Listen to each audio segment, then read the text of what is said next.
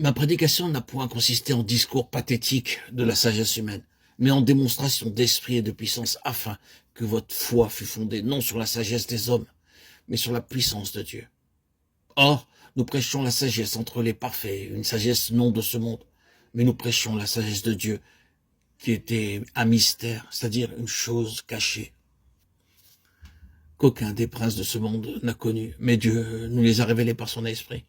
Or, nous n'avons pas reçu l'esprit de ce monde, mais l'esprit qui vient de Dieu, afin que nous connaissions les choses qui nous ont été données de Dieu, lesquelles aussi nous annonçons, non avec les discours qu'enseigne la sagesse humaine, mais avec ceux qu'enseigne le Saint-Esprit. Or, l'homme naturel ne comprend point les choses qui sont de l'esprit de Dieu, mais l'homme spirituel juge toutes choses. 1 Corinthiens 2, 4, 15.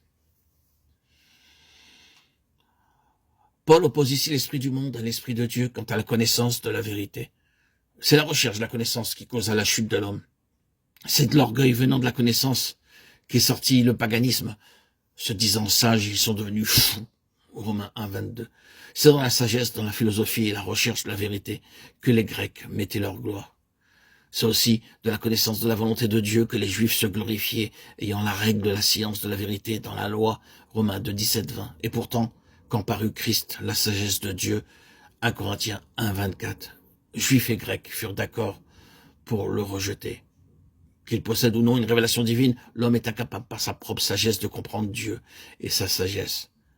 Son cœur séparé de Dieu n'aime pas faire la volonté de Dieu, et son esprit obscurci ne peut plus le connaître.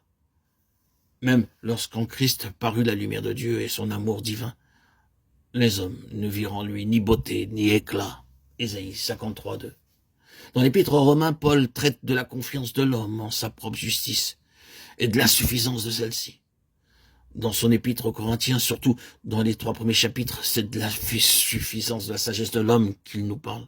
Et cela non seulement lorsqu'il s'agit d'apprendre à connaître la vérité divine et la volonté de Dieu, comme c'était le cas pour les Grecs, mais encore lorsque Dieu a déjà fait connaître sa volonté, comme c'était le cas pour les Juifs.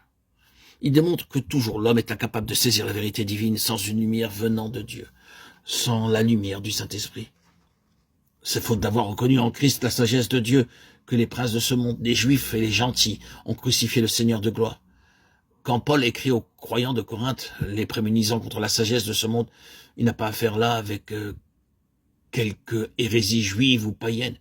Il s'adresse à des croyants qui avaient pleinement reçu l'évangile d'un Christ crucifié, mais qui couraient le risque de prêcher ou d'écouter la vérité par le moyen de la sagesse humaine. Il leur rappelle donc que la vérité de Dieu est un mystère spirituel et qu'ainsi ce n'est que par une révélation spirituelle qu'il est possible de la comprendre.